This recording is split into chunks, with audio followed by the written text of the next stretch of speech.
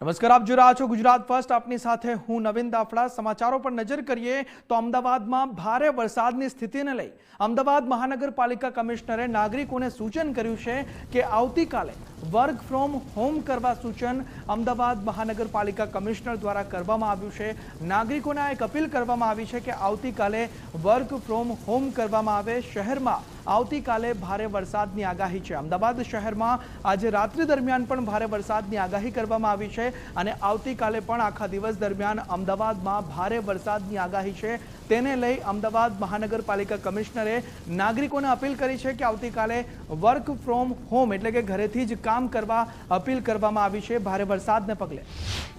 અત્યારે લગભગ કેટલા જગ્યાઓમાં 13 ઇંચથી વધારે વરસાદ છે અને એને અનુલક્ષીને આપણે આવતીકાલે એટલે 24 જુલાઈએ સ્કૂલો, કોલેજો અને આંગણવાડીને બંધ રાખવા માટે સૂચન કર્યું છે અને એ પ્રમાણે આવતીકાલે સ્કૂલો, કોલેજો અને આંગણવાડીઓ બંધ રહેશે.